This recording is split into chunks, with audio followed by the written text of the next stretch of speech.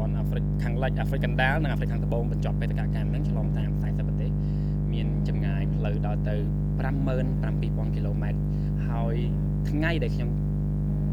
ប្រើប្រាស់ក្នុងការបេសកកម្មនេះគឺ700ថ្ងៃទៅថ្ងៃស្មើនឹង2ឆ្នាំគត់តែម្ដងបងទទួលបានថាវិការថ្ងៃដំបូងដែលខ្ញុំចេញពីប្រទេសយើងធ្វើដំណើរទៅហ្នឹងគឺខ្ញុំបានរៀបចំផែនការថាខ្ញុំចង់បានថាវិការក្នុងគោលបំណងឲ្យបានយ៉ាងតិចណាស់ឲ្យបាន$25,000ដើម្បីជួយដល់មន្ទីរពេទ្យកុមារកើនិងមន្ទីរពេទ្យកន្ធបភាហើយសូមអាប់ដេតមកដល់ថ្ងៃនេះគឺថាវិការយើងនៅខ្វះតែ$35,000ជាងទៀតទេហើយខ្ញុំជឿថាខ្ញុំនឹងអាចធ្វើបានខ្ញុំនឹងគៀងកើរកសាធារណជនអ្នកគ្រប់គ្រងអ្នកឆ្លាញ់កីឡាកង់និងអ្នកឆ្លាញ់ការធ្វើដំណើរនិងឆ្លៀតឱកាសតាមរយៈសារព័ត៌មានមួយនឹងផងដែរសង្ឃឹមថាអ្នកទាំងគ្នានឹងចូលរួមហើយពេលដែលបងសនំពើបងសារព័ត៌មាននៅពេលដែលចុះព័ត៌មានអំពីសកម្មភាពរបស់ខ្ញុំកុំភ្លេចដាក់ account ធនាគារដែលរបស់មូលនិធិជួយរំលែកកុមារកម្ពុជាដែលខ្ញុំដាក់នៅខាងក្រោមវីដេអូក្នុង page official របស់ខ្ញុំគឺសង្ឃឹមថាអ្នកទាំងគ្នាជួយបន្តិចម្នាក់ដើម្បីឲ្យខ្ញុំអាចសម្រេចគោលបំណង$25,000នៅខ្វះមិនច្រើនទេនៅសល់តែ$35,000ទៀតទេហើយខ្ញុំមានគម្រោងនឹងធ្វើកិច្ចការងារទាំងអស់ហ្នឹងរយៈពេលប្រាក់តាមរយៈសកម្មភាពជាច្រើនហើយសកម្មភាពចម្បងហ្នឹងគឺថ្ងៃទី27ខ្ញុំនឹងរៀបចំខ្លួនធ្វើដំណើរពីទីក្រុងភ្នំពេញទៅខាងខេត្តសៀមរាបដោយសារអីបាក់ការដែលខ្ញុំថ្ងៃដំបូងដែលខ្ញុំចាក់ចេញពីប្រទេសកម្ពុជាគឺខ្ញុំចាក់ជិះកង់ចេញពីខេត្តសៀមរាបអញ្ចឹងបញ្ចប់កម្មវិធីខ្ញុំចង់ជិះកង់ចូលទៅខេត្តសៀមរាបទៅកន្លែងដែលខ្ញុំដំបូងដែលខ្ញុំធ្វើដំណើរហ្នឹងទៅហើយខ្ញុំនឹងមានឱកាសពេលហ្នឹងហើយទៅបន្តរយៈពេលប្រាក់ជាច្រើនទៅជួយកុមារកម្ពុជាហើយនឹងធ្វើឲ្យគ្រប់គោលបំណង$25,000ទៅជួយផ្អែមល្វីងជូរចត់រឿងរ៉ាវជាច្រើនបានកើតឡើងដូចដែលបងគាត់បងបានដឹងអញ្ចឹង730ថ្ងៃអញ្ចឹងគឺរឿងរ៉ាវច្រើនណាស់បានកើតឡើងដោយបងបានឃើញដែលខ្ញុំធ្វើដំណើរនៅលើផ្លូវដែលត្រជាក់បំផុតនៅលើលោកគឺនៅផ្លូវ Pami Highway មានអាកាសធាតុដល់ទៅត្រជាក់ក្រោមសូន្យខ្ញុំបានធ្វើដំណើរឆ្លងតាមអាហ្គានីស្ថានដែលជាប្រទេសដែលមានគ្រោះថ្នាក់មួយប្រទេសអ៊ីរ៉ង់ទៅកាន់ទ្វីបអឺរ៉ុបអត់សូវបញ្ហាទេនៅអឺរ៉ុបទៅអាហ្វ្រិកគឺខ្ញុំមានបទពិសោធន៍កំសត់ល្វីងកំសត់កម្រជូរចត់ខ្លាំងណាស់ដោយសារនៅអាហ្វ្រិកហើយមានពេលមួយហ្នឹងគឺខ្ញុំបានធ្លាក់ខ្លួនឈឺការជំងឺគ្រុនចាញ់នៅប្រទេសកាមេរូនខ្ញុំស្ទើរតែស្លាប់នៅទីនោះតែម្ដងប៉ុន្តែសំណាងដែលដោយសារកាយសម្បទាខ្ញុំនៅតែរឹងមាំនៅតែអាចតស៊ូជំនះជំងឺមួយហ្នឹងបានហើយព្យាបាលនៅក្នុងមន្ទីរពេទ្យមួយសប្តាហ៍ហើយនឹងសម្រាប់មួយសប្តាហ៍ពីរសប្តាហ៍ក្រោយមកខ្ញុំនៅតែបន្តដំណើរទៅមុខបានហើយជួបរឿងរ៉ាវជាច្រើនដែលខ្ញុំនឹងសូមរៀបរាប់បន្តតាមរយៈភាពយន្តឯកសារមួយដែលខ្ញុំនឹងធ្វើការផ្សព្វផ្សាយនៅបន្តទៀតនៅក្នុង page របស់ខ្ញុំនិងនៅ website ផ្លូវការរបស់ខ្ញុំ travelvirit. ខ្ញុំតែងតែនិយាយតែងតែចែករំលែកទស្សនៈរបស់ខ្ញុំចំពោះមន្ទីរពេទ្យដូចជាមន្ទីរពេទ្យកុមារកើនិងមន្ទីរពេទ្យកន្ធបភាទៀតសោតគឺក្រុមរបស់លោកក្រុមលោកគ្រូពេទ្យយើងហៅដុកទ័រគឺគាត់បានលះបង់កម្លាំងញើសឈាមច្រើនណាស់ដើម្បីជួយសង្គ្រោះយុវកុមារកម្ពុជាយើងហើយខ្ញុំបានថ្ងៃនេះបានចូល press conference បានជជែកជាមួយលោកគ្រូមន្ទីរពេទ្យដែលលោកគ្រូប្រធានមន្ទីរពេទ្យហ្នឹងដែលគាត់បានប្រាប់ខ្ញុំអញ្ចឹងគឺគាត់បន្ទាប់ពីលោកបណ្ឌិតដុកទ័រ Berit Chner បានចែកឋានទៅគឺគាត់បាននៅតែបន្តធ្វើកិច្ចការងារដល់ទៅ34ឆ្នាំមិនធម្មតាទេគឺអាចកម្លាំងចិត្តទាំងអស់ហ្នឹងហើយតែខ្ញុំតែងតែប្រាប់ខ្លួនឯងថាពួកគាត់ធ្វើការដល់ទៅ30-40ឆ្នាំដើម្បីសង្គ្រោះយុវកុមារកម្ពុជាយើងហេតុអីបានខ្ញុំគ្រាន់តែជាយុវជនម្នាក់ជិះកង់3 4 5 6 ខែមួយឆ្នាំខ្ញុំធ្វើមិនបានគឺកម្លាំងចិត្តខ្ញុំហើយខ្ញុំជឿថានៅពេលដែលខ្ញុំធ្វើកិច្ចការងារមួយហ្នឹងខ្ញុំអាចធ្វើជាបុគ្គលគំរូមួយដើម្បីឲ្យយុវជនយើងគាត់ងាកមកធ្វើកិច្ចការងារដើម្បីសង្គមដើម្បីសប្បុរសធម៌ដើម្បីក្មេងៗដូចខ្ញុំដែរអញ្ចឹងហើយជាកម្លាំងចិត្តមួយដែលថាប្រាប់ខ្លួនឯងថាមិនអាចសុំចុះចាញ់ដាច់ខាតត្រូវទៅមុខត្រូវតែឈ្នះវាត្រូវតែធ្វើឲ្យបានត្រូវតែដល់គោលដៅខ្ញុំជឿថានៅពេលដែលខ្ញុំធ្វើវាដល់គោលដៅយុវជនជាច្រើនទៀតគាត់មើលគាត់ឃើញគាត់ថាគាត់ជឿថាយើងអាចធ្វើវាបានគាត់នឹង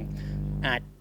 ធ្វើរឿងអស្ចារ្យជាងខ្ញុំនៅថ្ងៃក្រោយប៉ុន្តែបើខ្ញុំធ្វើវាអត់បានគឺពួកគាត់អត់ជឿពួកគាត់ខ្លាចពួកគាត់នឹងថាបានអាចទៅរួចអញ្ចឹងហើយវាជាកម្លាំងចិត្តមួយតែប្រាប់ខ្ញុំថាដាច់ខាតអត់អាចឈប់ពាក់កណ្ដាលផ្លូវអត់អាចសុំចុះចាញ់មានរឿងអីកើតឡើងក៏ដោយត្រូវទៅមុខទៅដល់គោលដៅហើយនាំរឿងរ៉ាវទាំងអស់ហ្នឹងមកប្រាប់ពួកគាត់ ជារៀងរាល់ថ្ងៃការធ្វើដំណើររបស់ខ្ញុំតែងតែជួបមនុស្សថ្មីជួបមនុស្សថ្មីរាល់ថ្ងៃហើយច្រើនហើយពួកគាត់តែងតែកោតសរសើរគោរពស្រឡាញ់គាត់ផ្ដល់អាហារផ្ដល់កន្លែងខ្ញុំស្នាក់នៅខ្ញុំសំណាងមែនតើហើយណាមួយប្រហែលជាដោយសារខ្ញុំធ្វើដំណើរដែលនៅក្នុងបានឃើញអញ្ចឹងទៅពីកំពង់មានកតាបមានផែនទីមានទង់ជាតិកម្ពុជាយើងបិទនៅលើកង់អីអញ្ចឹងទៅគាត់ចាប់អារម្មណ៍ខ្ញុំតែងតែមកសួរខ្ញុំថាមកពីណាហើយខ្ញុំតែងតែមានឱកាសសួរគាត់ទៅវិញថាតើអ្នកឯងស្គាល់ប្រទេសកម្ពុជាទេរឿងរ៉ាវទាំងអស់ហ្នឹងគឺheart broken គឺបេះដូងខ្ញុំឈឺពេលដែលគេថាពេលដែលមនុស្សភាគច្រើនគេស្គាល់ប្រទេសកម្ពុជាយើ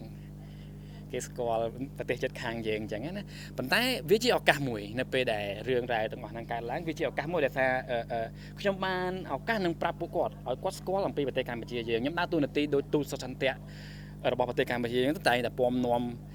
យ៉ាងហោចណាស់មនុស្សយ៉ាងហោចណាស់ក៏ខ្ញុំបានប្រាប់គាត់ថាប្រទេសកម្ពុជានៅទីតាំងកន្លែងណាដែរ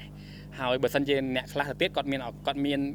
់កាត់ចាប់អារម្មណ៍លើយើងគាត់ចំណាយពេលលើយើងយូរខ្ញុំមានឱកាសបានចែករំលែកអំពីវប្បធម៌ប្រពៃណីអំពីតំបន់ទេសចរអំពីប្រាសាទបុរាណរបស់ប្រទេសកម្ពុជាទៅពួកគាត់ជារៀងរាល់ថ្ងៃឲ្យពេលដែលធ្វើដំណើរតែមានមនុស្សគេសួរហ្មង come to me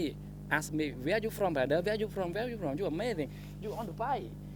ហើយរឿងមួយទៀតគឺខ្ញុំបានឱកាសបានប្រាប់ពួកគាត់ថាខ្ញុំធ្វើដំណើរមួយហ្នឹងគឺមិនមែនធ្វើដំណើរដើម្បីកំសាន្តដើម្បីលេងទេខ្ញុំធ្វើដំណើរដើម្បីរកថាវិការទៅជួយកុមារជាច្រើនកុមារក្រៃជាពិសេសកុមារក្រៃក្រដែលនៅប្រទេសកម្ពុជាយើងហើយរឿងរ៉ាវទាំងអស់ហ្នឹងទៅធ្វើឲ្យពួកគាត់នឹងកោតសរសើរខ្ញុំហើយខ្ញុំត្រូវតែត្រូវបានទទួលការអញ្ជើញពីពួកគាត់ចូលទៅកម្មវិធីនោះដោយតែអ្នកគ្នាបានឃើញនៅលើ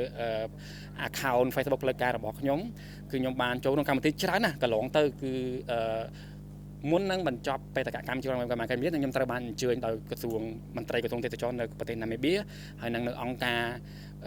រសន្តិភាពមួយចំនួនក៏បានឲ្យខ្ញុំធ្វើបទបង្ហាញនៅទីនោះអានេះហើយជាកិច្ចការងារនៅតាមផ្លូវលើសពីការធ្វើដំណើរនិងការរែងគៀបគឺខ្ញុំដើរតួនាទីដោយទូតសុចន្ទៈរបស់ប្រទេសកម្ពុជាយើងនាំរឿងរ៉ាវជាច្រើនរបស់ប្រទេសកម្ពុជាយើងទៅឲ្យមនុស្សទាំងអស់ហ្នឹងដែលខ្ញុំទូតាមផ្លូវ40ប្រទេសអ្នកទាំងអស់គ្នាអាចសម័យថាខ្ញុំជួបមនុស្សប៉ុណ្ណាច្រើនប៉ុណ្ណាទៅ40ប្រទេសច្រើនដោយតែខ្ញុំបាននិយាយអញ្ចឹងបងបើខ្ញុំឲ្យខ្ញុំនិយាយរៀបរាប់អាច1ម៉ោងម៉ោង2ម៉ោងច្រើនមែនតើប៉ុន្តែដែលខ្ញុំនិយាយសុំនិយាយកាត់ទៅគឺធ្វើដំណើរនៅតាមផ្លូវគឺខ្ញុំប្រឈមនឹងគ្រោះថ្នាក់ចរាចរណ៍គ្រប់ពេលវេលាតែម្ដងពេលខ្លះ highway អ្នកនរគ្នាសម័យមើលជិះកង់ឡានលឿនមកពីក្រោយយើងអញ្ចឹងខ្ញុំតែងតែភាវនាថាខ្ញុំធ្វើអំពើល្អច្រើនណាស់ខ្ញុំសង្ឃឹមថាខ្ញុំអាចត្រឡប់ទៅផ្ទះវិញដោយសុវត្ថិភាពបើមានករណីណាមួយកើតឡើងអ្នកនរគ្នាក៏សម័យថាបើគេមានឡានមកបុកយើងពីក្រោយយើងស្លាប់នៅពេលហ្នឹងតែម្ដងគឺយើងប្រឈមរាល់ថ្ងៃនៅតាមផ្លូវធ្វើដំណើរហើយតំបន់ខ្លះទៀតសោតដូចជាតំបន់ភូមិភាគខាងជើងប្រទេសឥណ្ឌាគឺជាតំបន់ដែលខ្ពស់ជាងគេបំផុតនៅលើលោកគឺមានជាតំបន់ជួរភ្នំហេម៉ាឡ័យខ្ញុំបានឡើងទៅដល់លើកំពូលហ្នឹងដោយប្រើកង់ជិះកង់មួយហ្នឹងឡើងទៅដល់លើកំពូលជួរភ្នំហេម៉ាឡ័យដែលមានរយៈកម្ពស់ 6000 ម៉ែត្រហើយកើតជំងឺ altitude sickness ពេលហ្នឹងខ្ញុំឈឺច្រើនថ្ងៃគឺប្រឈមនឹងអាកាសធាតុត្រជាក់នៅតំបន់អាស៊ីកណ្ដាលប៊ីសស្ទើរតែកកស្លាប់មានជប់មួយនោះខ្ញុំចាំបានថាស្ថានភាពធ្លាក់ចុះដល់ទៅដក40អង្សាសេហើយខ្ញុំនៅក្នុងតង់ខ្ញុំតែងតែភាវនាថាអ្វីដែលខ្ញុំចង់បានជាងគេគឺខ្ញុំធ្វើអំពើល្អច្រើនណាស់ខ្ញុំចង់ឲ្យខ្ញុំអាចរស់រានមានជីវិតបន្តថ្ងៃស្អែកសម័យថ្ងៃស្អែកនឹងកុំឲ្យមានព្យុះកុំឲ្យវាបើកថ្ងៃមកដើម្បីបន្តដំណើរឆ្លងតាមប្រទេសអាហ្គានីស្ថានដែលមានកងទ័ពតាលីបង់ដែលមិនគោរពច្បាប់ពិភពលោកត្រឹមត្រូវទេអត់មានស្ថានទូតណាជួយយើងបានទេនៅក្នុងប្រទេសអាហ្គានីស្ថានមានរឿងអីកើតឡើងតែបន្តិចបន្តួចយើងនឹងអាចបាត់បង់ជីវិតគាត់ថាបានគេនឹងចោទយើងថាជា spy ជាអីយើងនឹងមានបញ្ហាធំនៅពេលហ្នឹងតែម្ដងគឺការធ្វើដំណើរទាំងអស់ហ្នឹងគឺលំបាកហើយខ្ញុំសូមបន្តមួយទៀតគឺនៅដោយតែខ្ញុំបានប្រាប់ទាំងអស់គ្នាអញ្ចឹងខ្ញុំជួនកាលជួបសត្វព្រៃជួនកាលជួបមនុស្សអាក្រក់ចង់មកយាយីចង់មកប្លន់យើងអីយើងហើយធ្លាក់ខ្លួនឈឺប៊ីតែស្លាប់អញ្ចឹងរឿងរ៉ាវទាំងអស់ហ្នឹងច្រើនណាស់ដែលខ្ញុំប្រឈមនៅតាមផ្លូវនឹងជាបទពិសោធន៍ជីវិតមួយដែលខ្ញុំជឿថាអនាគតទៅខ្ញុំនឹងផលិតភាពយន្តមួយអ្នកទាំងអស់គ្នានឹងមើលរឿងទាំងអស់ហ្នឹងជាមួយនឹងរឿងរ៉ាវទាំងអស់ដែលបងសួរហ្នឹងគឺអស្ចារ្យដែលខ្ញុំអាចនៅមានសំណាងល្អបន្តរស់រានមានជីវិតនៅឈើកន្លែងហ្នឹងធ្វើសារព័ត៌មានមើលបងមានច្រើនបងទី1គឺខ្ញុំចង់ក្រងរឿងរ៉ាវទាំងអស់ហ្នឹងគឺជាសៀវភៅមួយក្បាលដែលដោយសារខ្ញុំគឺជា photographer ជាអ្នកថតរូបភាពគឺខ្ញុំចង់ពំនាំយករូបភាពទាំងអស់តាំងពីថ្ងៃដំបូងដែលខ្ញុំធ្វើដំណើរ730ថ្ងៃរបស់ខ្ញុំហ្នឹងដាក់ចូលទៅក្នុងសៀវភៅមួយក្បាលហើយនឹងរៀបរាប់ដែលរឿងដែលខ្ញុំប្រាប់បងទាំងអស់គ្នាហ្នឹងនៅតាមផ្លូវធ្វើដំណើរហើយនឹងដាក់វាលក់ដើម្បីបន្តទទួលបានថវិកាហើយនឹងខ្ញុំនឹងបែងចែកថវិកាហ្នឹងនឹងជួយដល់មន្ទីរពេទ្យទាំងពីរបន្តហើយគម្រោងដែលធំជាងគេប្រចាំឆ្នាំមួយហ្នឹងគឺខ្ញុំ នឹងធ្វើកិច្ចការងារជាមួយផលិតករភាពយន្តខ្ញុំនឹងពំនាំយករឿងរ៉ាវរបស់ខ្ញុំពីកាមេរ៉ារបស់ខ្ញុំពី memory របស់ខ្ញុំទៅផលិតជាភាពយន្តឯកសារមួយដើម្បីដាក់បញ្ចាំងនៅក្នុងមហោស្រពភាពយន្តកម្ពុជាយើងហើយនឹងដាក់បញ្ចាំងនៅមហោស្រពភាពយន្តនៅអន្តរជាតិនេះគឺជាកិច្ចការងារជាច្រើនបន្ទាប់ពីបេសកកម្មជាកង់ស្រោតធម៌ដើម្បីកុមារកម្ពុជាគឺខ្ញុំនឹងត្រឡប់ទៅប្រកបរបរធ្វើកិច្ចការងារដើម្បីមានប្រាក់ចំណូលមានគ្រួសារមានអីធម្មតាហើយប្រហែលជាខ្ញុំគិតថា